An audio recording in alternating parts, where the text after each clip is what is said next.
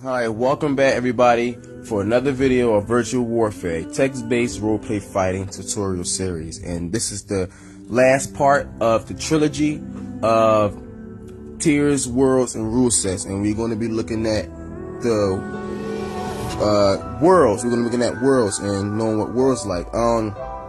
Worlds are actually just a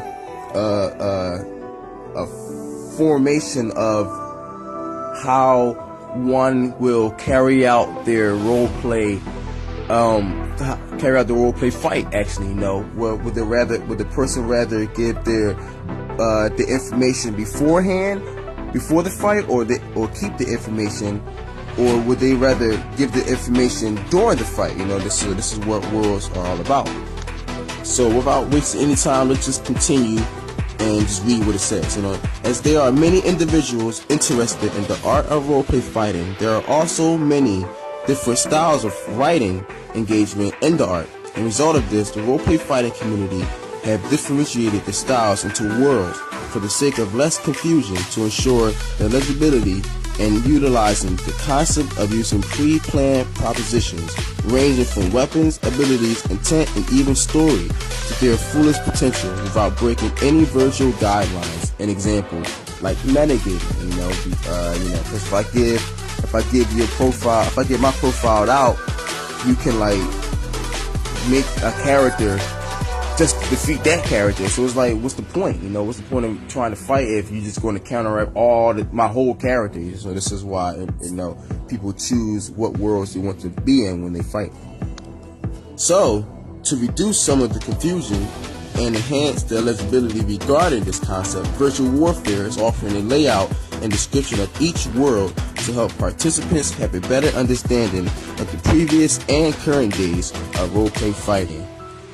So this is just pretty much like everybody, you can find this on the internet, or it'd be hard to find it on the internet. It's pretty hard to find all this information in one spot on the internet. So this is why I'm creating these videos, so people can have a better understanding and just know what's out there, so they can be prepared to fight in this manner, or just prepared to fight someone who abides in these laws or whatever.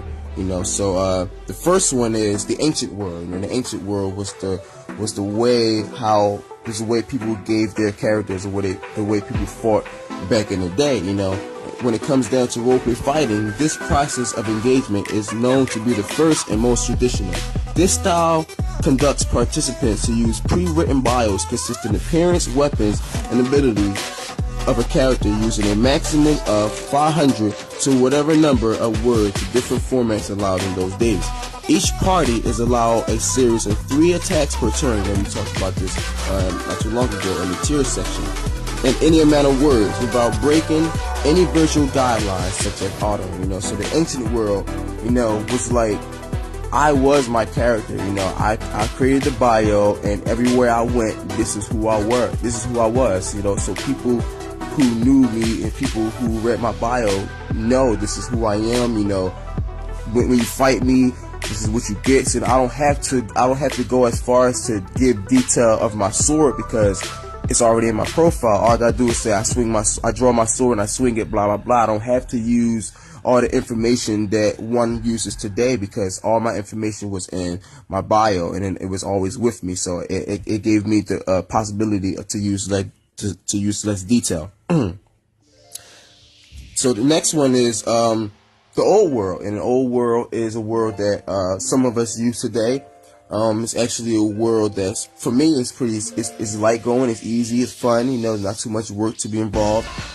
This process of engagement conducts participants to fight without sharing any pre-written material. Instead, participants are called to fight by introducing their bio, weapon abilities, etc. during the course of the battle. Also, the method of determining the process with scientific notation for validity is not as a necessity. What you see is what you get. Well, it's supposed to see what you get. What you see is what you get, but it must be within the virtual guidelines, such as God mode. So I don't have to share my bio or my stance before I fight. Whatever I say at that moment is what you get. So if I say that I'm walking to you, blah blah blah, and there's something poking out my shirt, you don't know what it is. You know, I don't have to say what it is until I'm ready to show you or ready to reveal to you what it is. You know, I don't have to show you anything. You know, so that's pretty much the thing. Also, I don't have to give no scientific explanation on the things that I'm doing. You know, so if I say that I'm manipulating fire, I close my hands and a ball of fire come out of it, I don't have to explain to you how that happened. I can just say that it happened, you know. But I still have to stay within the guidelines of the rule set that I'm in, you know. So if I'm in moderate power, I have to stay within that guidelines, but I don't have to give a scientific explanation on what I'm doing, you know. So that's the concept or world of the old world. And the last one is the new world. The new world is something that I like to use because it helps me. It don't help me. It just allows me to write the way I like. Write the way I like to write. I like to write in a scientific way. I like to explain things. I like to put things in a step-by-step process. And this is what the new world is about. Just like the ancient world, this process of engagement compels participants to swap their pre-written material, preferably consistent of their appearance, weapons, and abilities. Also, this is the only process of engagement or world that conducts participants to use scientific notations when delivering the sequence of actions, presenting a step-by-step process on how, when, and why particular processes such as powers and abilities are happening. You know, so this is something I like to use. This is something that I grew up on using, you know, way back in the day. So when it says New World, I don't know where this idea of New World came from. You know, I have my own thesis on how this developed, but you know, when I was growing up in roleplay, I always explain things in a scientific way because, you know, if you read the video, the spirit of virtual warfare versus the system of roleplay fighting, you know, people was voting on who was the winner, like who's the winner, and I'm like, logic doesn't need a vote, you know, logic explains it all, you know. And I started to use logic and explain my step-by-step processes so people don't have an excuse and everything would be written down and, you know, I would be declared the winner without a vote, you know. Logic will explain itself. So, you know, the new world is just like that concept of explaining things in a scientific way so people can know what's happening and, you know, stuff like that. And that's pretty much it. It's pretty much in the video of the new world. I mean, the world. Thanks for watching the video.